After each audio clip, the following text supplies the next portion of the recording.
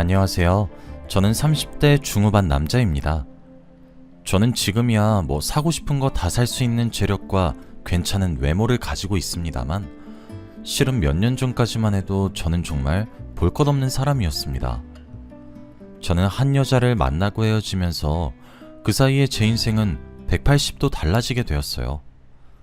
지금부터 그 이야기를 한번 해드리도록 하겠습니다. 사실 저는 이혼을 한 번 했던 돌싱남입니다. 눈치채신 분들은 다 아시겠지만 전 아내에 관한 이야기죠. 편의상 아내라고 얘기하도록 할게요. 저는 아내와 연애를 꾀하고 결혼을 한 케이스였습니다. 아내와는 고등학생 시절부터 알고 지내는 사이였어요. 학창시절 동네 친구였거든요. 아내와는 초등학교, 중학교, 고등학교까지 전부 같은 동창이었거든요. 매일같이 등하교를 하다 보면서 자연스럽게 아내와 저는 서로를 좋아하게 되었어요. 고등학교를 입학하면서 우린 연인 사이가 되었죠. 함께 공부하면서 잘 만났던 것 같아요. 그래서 아내는 목표했던 의대에 진학했고, 저도 괜찮은 대학교 공대에 진학을 했죠. 아내는 어렸던 시절부터 정말 끈기 있는 여자였어요. 당찬 성격이 너무 부러웠고, 잘못된 것을 잘못되었다고 바르게 고쳐주는 용기가 부러웠고, 진취적으로 행동하는 것까지 저는 모든 것이 부러웠어요. 어쩌면 열렬한 사랑보다는 동경 같은 사랑이었을지도 모르겠네요. 저는 그런 아내에게 항상 좋은 것만 주고 싶었어요. 맛있는 것을 먹어도 그중 가장 큰 것을 골라주고 싶었고, 조금이라도 불편해하지 않게 항상 편한 것만 쥐어주고 싶었어요. 그렇게 10년 가까이 만나왔고, 아내가 의대에 진학해 힘들어할 때마다 저는 위로해줬죠. 항상 잘하고 있다고 응원했고, 멋있다고 칭찬했습니다. 진짜로 저는 그런 아내가 되게 자랑스러웠거든요. 그렇게 아내의 1호 팬이 되었습니다. 그런 변치 않는 모습에 아내는 저와 결혼을 결심해 주었어요. 우린 생각보다 이른 나이인 20대 후반에 결혼하게 되었습니다. 학창시절부터 이어져 왔던 긴 인연이 부부의 인연으로 발전하게 되었던 거죠.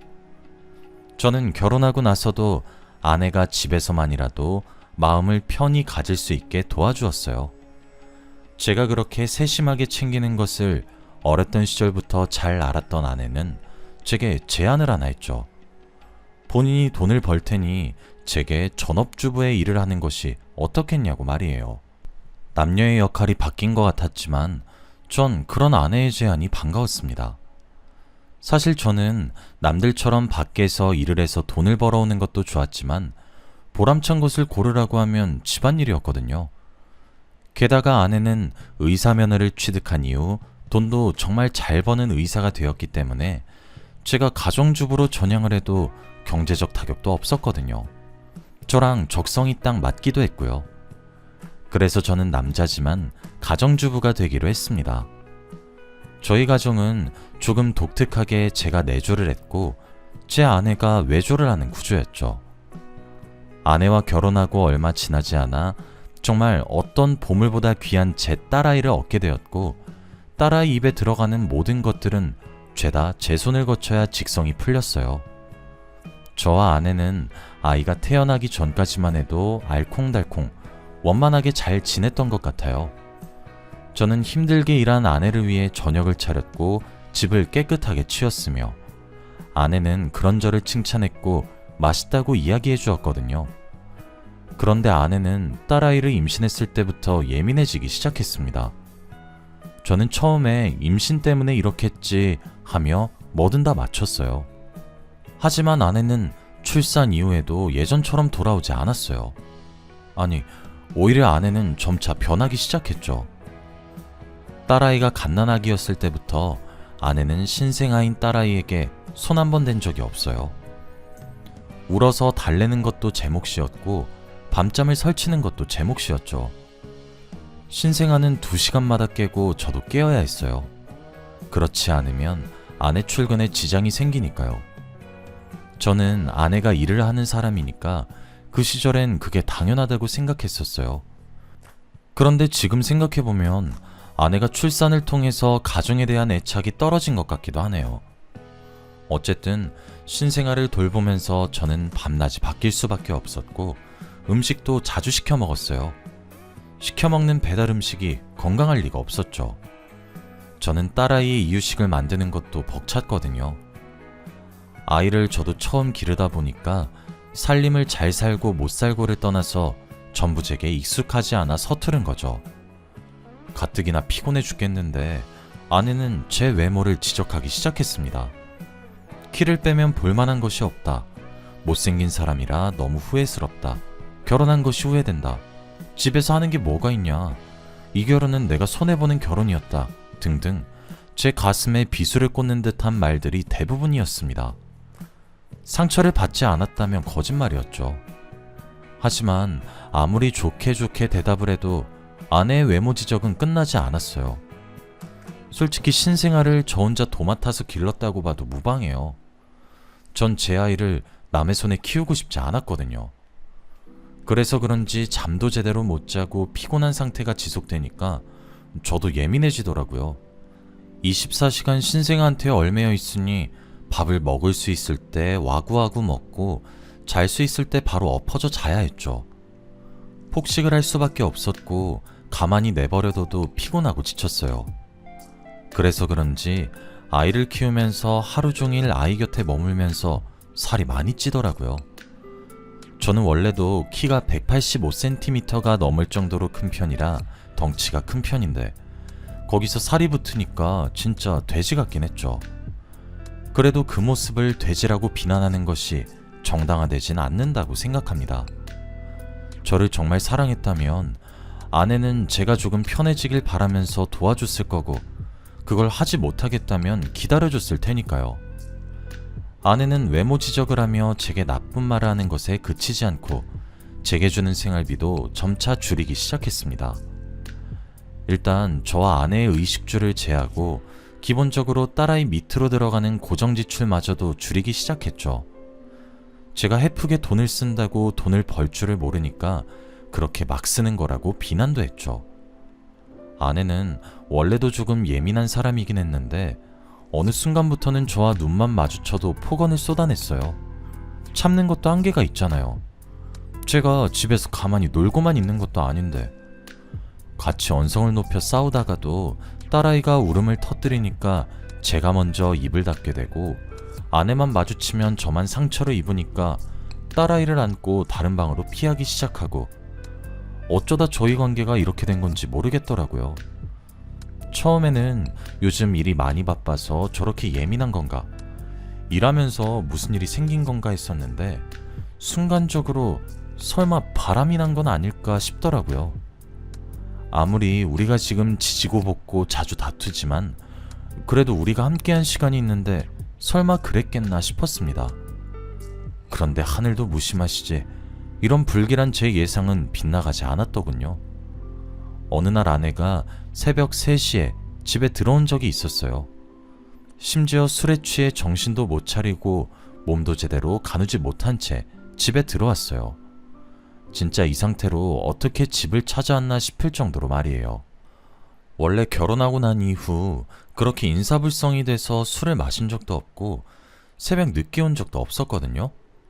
저는 왜 이렇게 술을 많이 마셨냐며 아내를 추궁했는데 아내는 대꾸도 못하고 현관에 쓰러져 잠들더군요. 한숨을 쉬고 아내를 방으로 옮겨주려고 가까이 다가갔어요. 그런데 아내에게서 낯선 남자 향수 냄새가 나기 시작했습니다. 저는 설마 하면서 아내의 지문을 이용해 아내의 휴대폰 잠금을 해제했고 대화창을 열어봤어요. 제게는 이제 불러주지도 않는 낯간지러운 애칭과 색깔별로 날아다니는 하트들로 도배된 대화창, 사랑한다는 말들과 얼른 저와 이혼하고 싶단 말과 함께 욕으로 도배된 저의 이야기. 아내는 외도를 저지르는 중이었습니다. 그런데 거기서 제 충격은 끝나지 않았어요. 아내의 외도 상대는 저와 아내의 결혼식 사회까지 봐줄 정도로 친한 제 친구였죠. 대화창을 보면서도 정말 믿기지가 않았습니다.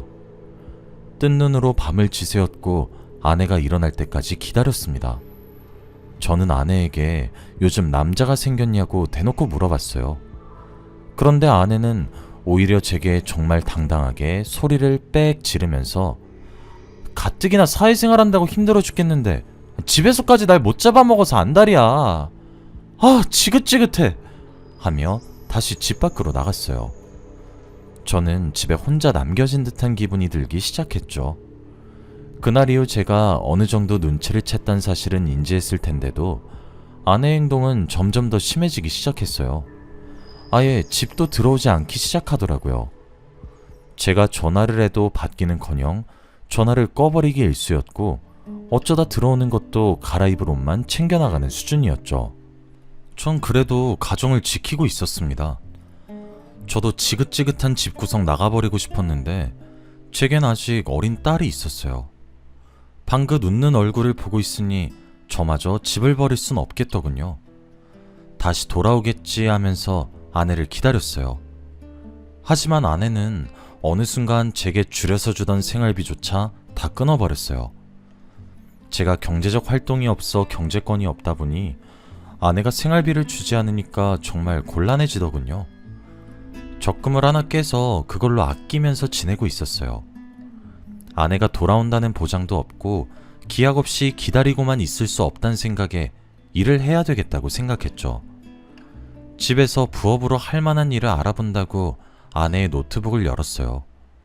아내는 의사가 될 정도의 똑똑하고 비상한 머리를 가지고 있었지만 치밀한 사람은 아니었나 보더군요. 노트북은 아내의 메신저가 접속된 채로 있었고 저는 아내의 메신저를 전부 훑어볼 수 있었어요. 본의 아니게 말이에요. 휴대폰이 아니라서 그런지 과거에 주고받은 것들도 아주 선명히 기록되어 있더군요. 아내는 사회를 봐준 제 친구뿐만 아니라 함께 일하는 동료 의사, 그리고 내원한 환자 등등 셀 수 없이 많은 사람들과 함께 불륜을 저지르고 있었습니다. 저는 정말 온몸이 떨릴 정도의 커다란 분노를 그때 처음 느낀 것 같아요. 냉정을 찾으려고 했습니다. 당장 화를 내려고 전화번호를 누르다가도 멈칫하게 되더군요. 저는 지금 경제권도 제대로 갖추지 않은 상태이고 거울에 비친 제 모습이 볼품 없었죠. 제가 못났다는 자격지심이 생겨버려서인지 화를 낼 힘조차 다 빠지더군요. 당장 따지지는 못할 것 같다는 생각이 들었어요. 저는 일단 덮고 넘어가기로 했고 모든 대화 내용을 백업해서 제 메일로 보내서 백업을 했습니다. 2번, 3번 백업을 했죠. 저는 백업을 하면서도 한두 번이어도 용서를 할까 말까인데 너무나도 잦은 아내의 불륜에 큰 충격을 받았고 복수를 다짐했습니다. 저는 먼저 경제권을 가져야겠다고 생각했어요. 아내와 성공적으로 이혼을 하고 난 이후 제가 딸아이의 양육권을 가지기 위해서는 경제권이 있어야 하겠더라고요. 그렇게 문득 딸아이의 얼굴을 쳐다봤어요. 사실 제 딸은 정말 제 딸이라서 하는 말이 아니라 무척 이뻐요. 아기 시절부터 완성형 미모라고 입소문도 나 있었고 모델 제의가 들어와서 여러 차례 했었거든요. 연예인처럼 아직 어린데도 카메라 앞에서 포즈도 잡고 그러는 것이 얼마나 앙증맞은지 모릅니다. 그때 제 머릿속이 순간 번뜩이면서 좋은 아이디어가 떠올랐죠. 우리 딸아이가 모델 같으니까 어린이 쇼핑몰을 해보자고요. SNS에 가입했고 계정을 만들어 옷을 팔기 시작했습니다. 그런데 이 사업이 정말 초대박이 나버렸어요. 결국 정식적으로 홈페이지까지 만들어서 주문을 받기 시작했고 직원도 고용해야 했어요. 완전 소규모였는데 점점 덩치가 커지기 시작한 거죠. 저는 그렇게 번 돈을 제게 투자하기 시작했어요. 딸아이도 유치원에 맡기기 시작했고 죄송하지만 저희 부모님 손을 빌리기도 했어요. 그도 안 되면 베이비시터를 고용하기도 했고요. 저는 매일같이 운동을 하기 시작했습니다. 매일 제한된 칼로리를 지킨 음식만 먹기 시작했어요. 솔직히 정말 이러다 죽겠구나 싶을 정도로 너무 힘들었습니다. 그런데 그럴 때마다 수많은 사람들과 외도 중인 아내의 얼굴과 특히 그런 제 아내와 외도 중이었던 친구를 떠올렸어요. 그러니 포기할까 싶다가도 이를 악물고 운동을 계속 하게 되더군요. 그 사이에 아내가 집에 들어올 때마다 틈틈이 아내의 불륜 증거를 수집해서 백업했죠. 그럴 때마다 운동 의지가 온천수 마냥 샘솟았습니다. 게다가 전 다이어트만 한 것도 아니었습니다. 눈이랑 코를 조금 성형하기도 했어요. 그렇게 1년 정도가 지나니까 저는 55kg 정도를 감량했더군요. 쌀 3포대 가까이 뺀 거죠. 185cm에 85kg 정도가 되었어요. 운동으로 건강하게 빼기도 해서 그런지 제 몸은 제가 봐도 훌륭할 정도였습니다. 게다가 최고의 성형은 다이어트라고 하잖아요. 저는 살을 뺀 것으로도 모자라서 진짜 눈이랑 코도 살짝 손대기까지 하니까 인상도 완전 달라졌죠. 제 인생도 완전히 바뀌기 시작하더군요.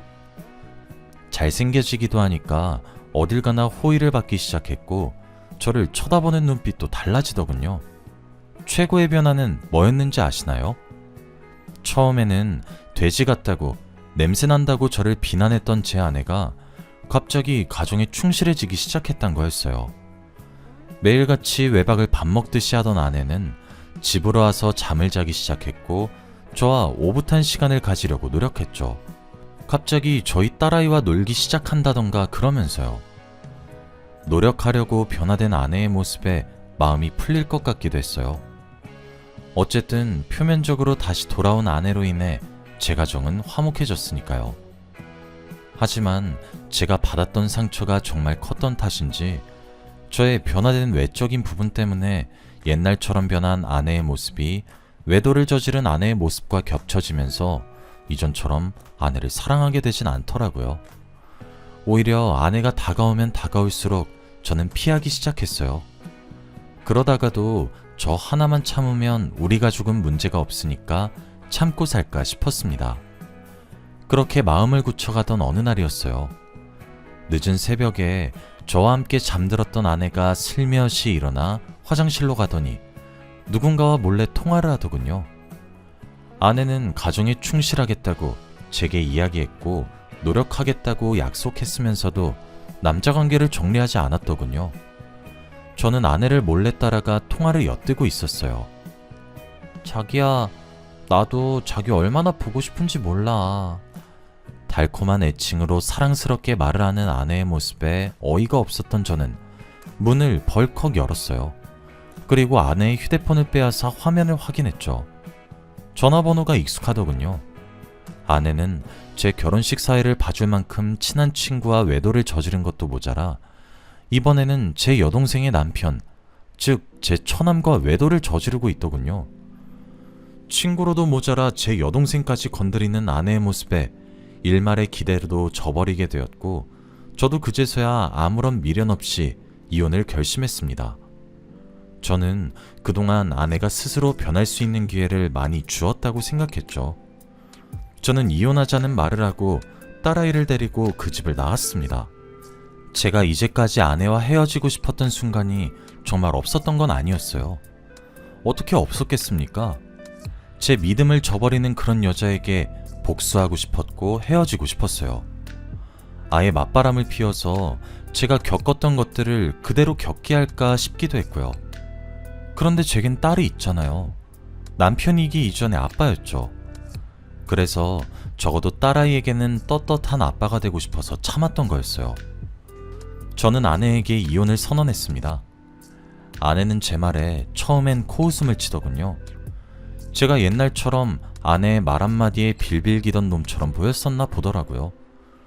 저는 아내의 모습에 조용히 분노했고 이젠 저도 돈을 벌 줄 아니까 최고의 변호사를 섭외했습니다. 게다가 전 아내가 몇 년에 걸쳐 아주 오랜 시간 동안 바람을 피웠다는 증거들도 틈틈이 가지고 있었죠.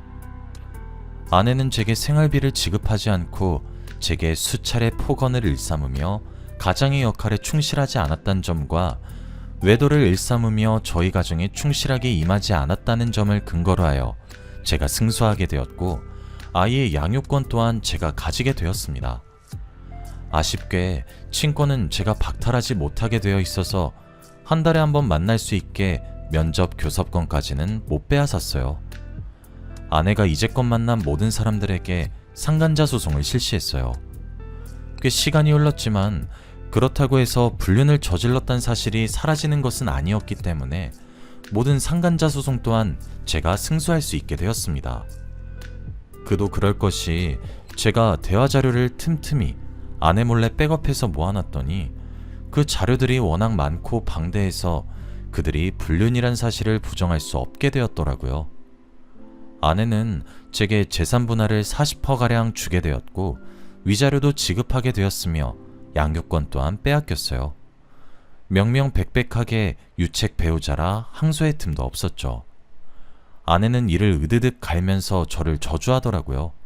얼마나 고소했는지 몰라요. 저는 처남에 대한 상간자 소송을 진행하기 전 여동생에게 모든 사실을 알려주었어요. 알고 보니 처남도 제 아내랑 똑같은 놈이었더라고요. 여동생도 저와 함께 이혼 소송을 했죠. 누가 남매 아니랄까봐 저희 남매는 똑같이 이혼 소송에 승소했습니다. 저는 받은 재산 분할과 위자료들을 모았어요. 솔직히 진짜 억소리가 절로 날 정도의 커다란 돈이더라고요. 상간자 소송만 10대 명이 넘었으니 당연한 일이겠지만요. 그 돈으로 저는 여동생과 저희 딸이 함께 살 아파트를 하나 구매해서 지금 함께 살고 있습니다. 여동생도 그 이후 이혼을 했고 제 도움으로 양육권을 가져올 수 있었어요. 여동생도 아들을 혼자 키워야 해서 그냥 저희 남매가 함께 살게 되었어요. 그러면서 저는 제 딸아이를 여동생에게 맡기고 여동생에게 급여를 지급하기로 했죠.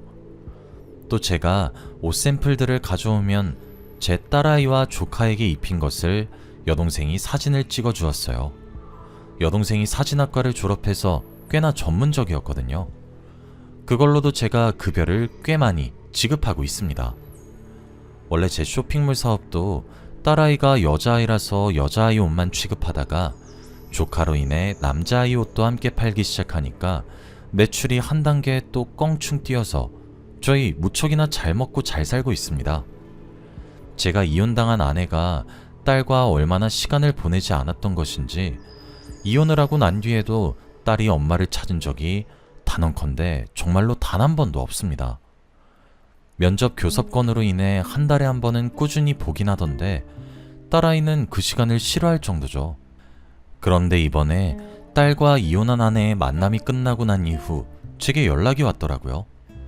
그동안 미안했고 지금도 많이 사랑하고 있다고 후회한다고 하면서 말이에요. 자기도 왜 그랬는지 모르겠다고 울면서 전화가 왔어요. 아이 양육 문제 때문에 연락을 끊지도 못하고 있어서 참 짜증이 났어요. 나중에 들어보니까 하던 일이 망했나 보더라고요. 제가 그 동네를 떠나기 전에 딸아이랑 반상회도 나가고 그랬어서 동네 아줌마들이랑 좀 많이 친했었어요. 그래서 입이 가벼운 한 아줌마한테 아내가 바람을 펴서 이혼할 거라고 슬며시 정보를 흘렸었는데 그게 세상에 동네에 소문이 나서 아내 병원이 문을 닫게 생겼더라고요. 얼마나 고소했던지 모르겠습니다. 어쨌든 저는 그렇게 후회하는 아내에게 말했습니다. 나 이제 어딜 가도 유부남으로 보이지도 않는지 대시도 많이 들어와. 너보다 돈도 많고 착하고 예쁜 여자도 만나고 있고 우리 딸도 무척 귀엽대. 얼마나 천사 같은지 몰라. 난 너 같은 쓰레기랑 합칠 생각 추워도 없어 라고 말을 했더니 아내가 제게 야 하면서 소리를 지르더라고요. 저는 쿡쿡 비웃으며 전화를 뚝 끊었죠. 제 가슴에 비수만 꽂던 아내가 드디어 제 심정을 조금이나마 이해하게 된 걸까요? 씩씩거리며 분을 못 이기는 아내 모습에 복수를 한 것 같아 후련하네요. 저는 앞으로 잘 살아갈 것입니다. 제 이야기는 여기서 끝입니다. 여러분들이 저희 부녀 많이 응원해 주셨으면 좋겠어요. 긴 이야기 들어주셔서 감사합니다. 행복하세요.